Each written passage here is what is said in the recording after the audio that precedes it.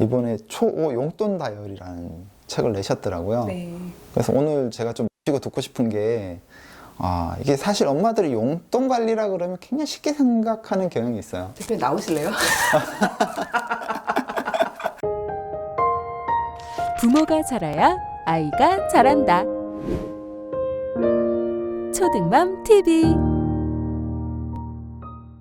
네, 반갑습니다. 이번에 12살 행복한 부자가 되는 시크릿 초5 용돈 다이어리를 출간하게 됐습니다. 제가 작년에 게임 현질하는 아이, 삼성 주식 사는 아이라는 책을 발간을 했었고요. 정말 많은 사랑을 받았고, 대만에도 판권이 팔렸었고, 많은 분들이 경제교육, 특히 K 경제교육에 대해서 관심 많으신 것 같아요. 저는 그 부분 중에서도 아이의 용돈 교육에 사실 관심이 많았던 사람입니다.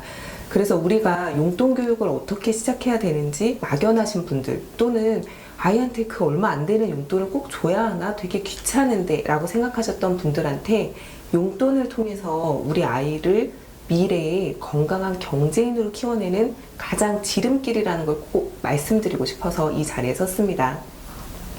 제가 드리고 싶은 말씀 중에 첫 번째는요, 우선 부모님들 추석 용돈 어떻게 하셨나요? 할머니, 할아버지께서 아이한테 주었던 그 용돈 어디에 지금 있는지 좀 궁금합니다. 아이들 중에서 몇몇 친구들은요, 나한테 용돈을 다 주세요 라고 부모님을 쫄랐던 아이도 있을 것 같아요. 그런데 한번 생각해 봐 주세요. 아이가 정기 용돈을 받았다면요, 그 용돈을 탐내지 않았을 겁니다.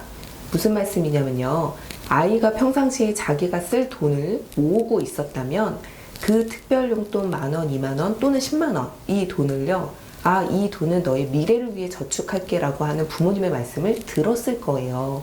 그런데 부모님께서 용돈을 전혀 주시지 않고, 그러고 시간이 지나서 할머니께서 맛있는 거 사 먹으라고 나한테 준 돈까지 부모님이 가져가 버리시는 게 되는 거죠. 그래서 제가 실제로요, 아이들한테 물어봤었습니다. 우리나라는 이렇게 설날, 추석 이때 정말 힘든 교통체증을 뚫고 다녀온다는 거죠. 아이들한테 물었어요. 얼마나 걸리는지, 그리고 장소가 어딘지. 근데 한 친구가 이렇게 얘기하는 거예요. 돈 받으려면 가야 돼요. 이렇게 이야기를 하더라고요. 그게 무슨 의미일까요? 아이들이요, 자기들이 돈을 벌 수 있는 기회를 그런 설이나 추석 같은 명절로 생각하고 있다는 게 가장 큰 문제점이라고 생각을 했습니다. 우리 아이들한테 그 명절에 배워야 될 거는요, 할머니에 대한 사랑을 배워야 되고요, 가족이 다 같이 모이는 그런 기쁨을 배워야 되는데, 그러기도 전에 이게 돈이라는 거에 가려져 버리는 거죠. 그래서 부모님들께 꼭 부탁을 드리고 싶습니다.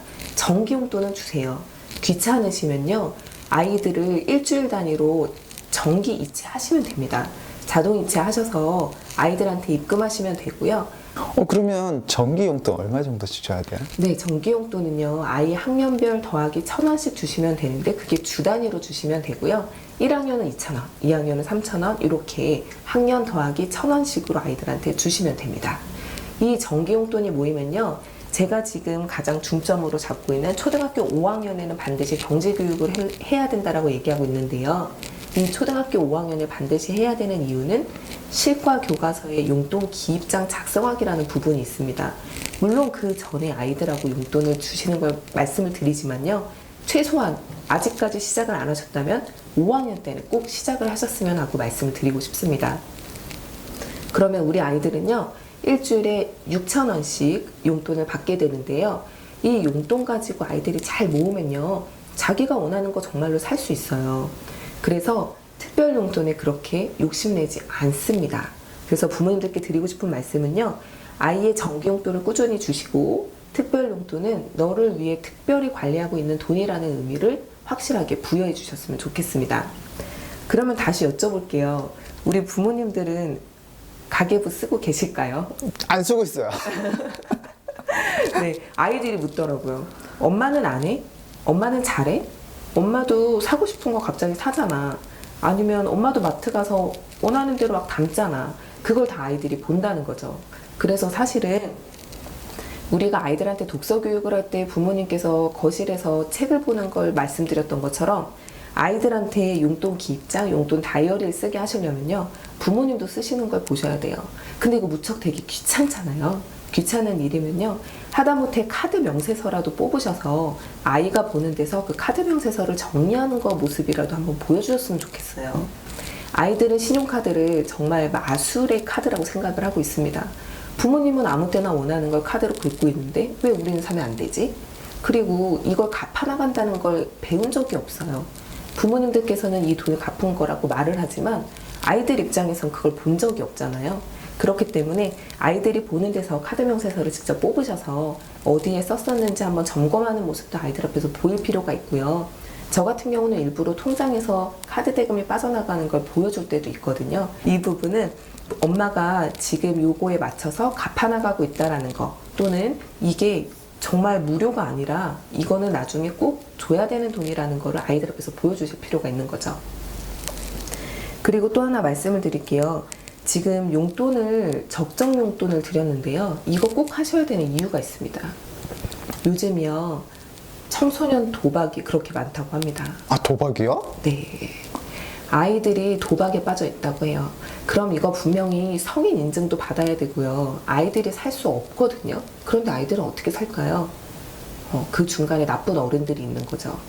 돈이 많은 아이들을 타겟으로 하는 나쁜 어른들이 실제로 있고요.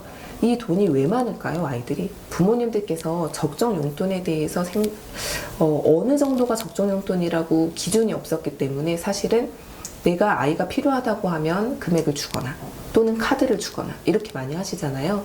그렇기 때문에 아이들이 이런 돈을 가지고 주체적으로 돈을 써보거나 아껴 써보거나 또는 관리하는 것을 배우지 못한 채로 갑작스럽게 많은 돈을 받게 되면요, 그 돈이 관리가 안 됩니다. 네. 저 그러면 작가님 그러니까 학년별로 플러스 1,000원이라고 하셨는데, 네. 우리가 뭐 예를 들면 제가 이제 작가님 아이들을 만나서 아유 저 아저씨가 용돈 10,000원 줄게 이랬어요. 이렇게 들어오는 돈들은 용돈으로 가나요? 아니면 다 저금으로 가나요? 네, 다 특별 용돈으로 빼주시는 거 추천드려요. 그 특별 용돈은 아이가 관리를 하는 거예요? 아니면 부모가 관리를 하는 거예요? 아이가 이제 예를 들면 저희도 그런 얘기 많이 하잖아요. 가져갔는데 안 와요. 무슨 말씀이냐면 옛날에 왜 세뱃돈 엄마가 관리해줄게 그러고는 엄마가 준 적이 없어요, 이런 얘기 하잖아요. 맞아요, 맞아요. 사실 중요한 거는 신뢰관계인데 그 부분에서 이거 네 돈이야, 너의 미래를 위해 모으고 있는 돈이야 라는 걸 제대로 보여주시면 되거든요. 그래서 통장을 투트랙으로 관리를 하시는 거죠. 아이가 일반적으로 용돈을 쓸 수 있는, 요새는 체크카드 많이 쓰시잖아요, 아이들 같은 경우도. 그렇기 때문에 그렇게 쓸 수 있는 가장 정기 용돈, 기본 용돈이 들어있는 통장, 그리고 하나는 완전히 특별 용돈이라고 해서 아이가 설이나 추석이나 아니면 생일이나 이럴 때 받았던 그런 돈들 있잖아요, 이걸 다 모아주시는 거죠. 이런 질문도 많이 하시던데요. 용돈 이걸 시작할 때 요즘은 카드로 줘야 되나요? 아니면 현금으로 줘야 되나요? 초등학교 저학년은 현금 주시는 거 추천을 드려요. 왜냐면 아이들이 현금을 만져볼 수 있는 경험 기회가 없기 때문에 초등학교 1학년, 2학년, 좀 늦은 아이는 3학년까지도 현금으로 빼셔서 직접 주시는 걸 추천드리고요. 그리고 이제 좀 똘똘한 아이다, 이제 아이가 자기 관리도 좀 잘하고 그런다 그러면 4학년 때부터는 체크카드 쓰는 아이들도 많습니다. 왜냐면 학교에 돈을 못 갖고 오게 하기 때문에 카드를 가지고 다니는 친구도 있죠. 그런데 이런 친구도 있어요. 저한테 카드를 직접 보여주면서 제가 얼마나 카드를 많이 쓰는데요, 먹고 싶은 거 저 이걸로 다 살 수 있어요 라고 얘기를 하거든요. 엄마의 신용카드예요. 아이가 엄마의 신용카드를 가지고 다니기는 안 하셨으면 좋겠어요. 네, 최소한 아이 앞으로 통장을 만드셨으면요, 요새는 아이 앞으로 카드도 만들 수 있습니다. 네, 그래서 아이 앞으로 체크카드가 돼서 아이가 직접 써보게 하는 경험도 필요하시고요. 끝나고 나면 얼마의 잔액이 남았는지도 한번 확인을 시켜주시는 거죠. 네, 제가 되게 오랫동안 아이들하고 경제교육을 한번 진행을 했어요. 사실 말씀드린 것처럼 12살에 경제교육을 꼭 해야 되는 건데 시간상으로는 2시간밖에 없습니다. 경제교육에 대해서 개념을 배우는 건 사회교과서에서 배우지만 금융 자체, 돈을 자체를 다루는 거는 실가교과서 딱 그 용돈기 입장 2차시거든요. 그러면 아이들이 돈을 경험해 볼 기회가 없기 때문에 이런 거와 관련돼서 저희 동학년 선생님들하고 한 20차시에 걸쳐서 재구성을 했어요. 어떤 방법으로 재구성을 했냐면요, 예를 들어 북한, 그러니까 통일교육에 대해서 진행할 때 우리가 만약에 북한에 가게 된다면 어떻게 갈 수 있고 얼마의 경비가 들까? 아니면 시간이 어떻게 들까? 이런 기회비용 같은 부분에 대한 것도 이야기를 나누고요. 또는 아이들이 게임 현질을 해도 될까 안 될까? 이런 거에 대한 토의 토론으로도 끌고 갔고요. 그리고 아이들이 환경교육과 관련해가지고 직접 물건들을 사고 파는 경험, 그리고 실제 플로깅을 다니면서 캔이라든지 플라스틱이라든지 이런 것들을 모아서 현금화하는 것까지 한번 해봤거든요. 총 20차시가 걸쳐서 수업을 진행했는데 정말 만족도가 높았습니다. 이 오랜 시간 동안 경제교육을 하면서 제가 느꼈던 거는요. 앞서 말씀드린 것처럼 정기용돈을 주시고요. 아이가 결핍을 느낄 수 있게 하는, 다시 말씀드리면 내가 노력해서 용돈을 모을 수 있다라고 하는 경험을 주셨으면 좋겠어요. 그게 홈 아르바이트가 될 수도 있고요. 예를 들면 뭐 설거지라든지 아니면 빨래 개기라든지 아니면 실내화 정리나 이런 부분들이 또 될 수가 있고요. 그게 아니면 저 같은 경우는 문제집을 풀었을 때 또는 아이가 매일 악기 연습을 30분씩 했을 때 이런 것과 같이 아이들한테 꼭 키워주시고 싶은 그런 생활 태도 부분 있잖아요. 그런 걸 노령용돈으로 한번 만들어 보시는 거예요. 그래서 아이랑 이걸 했을 땐 얼마, 이건 했을 때 얼마에 대한 노령용돈 파트를 정확히 만드시고 또 신뢰관계를 정확하게 쌓으시면요. 아이가 이 돈을 통해서 얻을 수 있는 건 관계입니다. 우리 부모님께서 나한테 약속을 지켜서 돈을 주시고 또 그거에 맞춰서 내가 이거를 모아갈 동안 부모님들께서 계속해서 해주시는 그런 부분들이 아이는 되게 관계와 신뢰 속에서 이걸 만들어낼 수 있거든요. 그래서 부모님들께 꼭 드리고 싶은 말씀은요. 오늘 정기용돈을 꼭 주시는 거 귀찮으셔도요. 그리고 두 번째는 노령용돈 파트를 어떻게 아이랑 결정을 할 것인지 그 부분에 대한 결정을 하시고 아이를 꾸준하게 용돈을 주시면서 단순히 내가 지금 이 조그만 돈으로 아이를 어떻게 변화시킬 수 있을까 생각하지 마시고요. 이 용돈을 줌으로써 아이는 자기 주도적으로 이 돈을 주체하는 방법을 배울 거고요. 이걸 모아서 자기가 필요한 걸 사거나 부모님께 선물을 드리거나 하는 걸 또 배울 수 있을 거고요. 앞서 말씀드린 것처럼 아이들한테 돈을 너무 많이 주면요. 이게 학교폭력하고 도박으로 너무 많이 연결이 됩니다. 그래서 적정 용돈을 주시면서 아이가 어디에 썼는지를 관리하시는 거 추천을 꼭 드리면서 저는 이번 용돈 교육에 관한 이야기를 마무리하도록 하겠습니다. 감사합니다. 작가님. 이렇게 그냥 보내드리면 서운하죠. 자, 이번에 나왔던 책, 제가 처음에 제목을 알려드렸는데, 이 책에 대해서 짧게 한번, 자기소개 한번 시켜주시고, 네. 가셔야 될 것 같아요. 네네.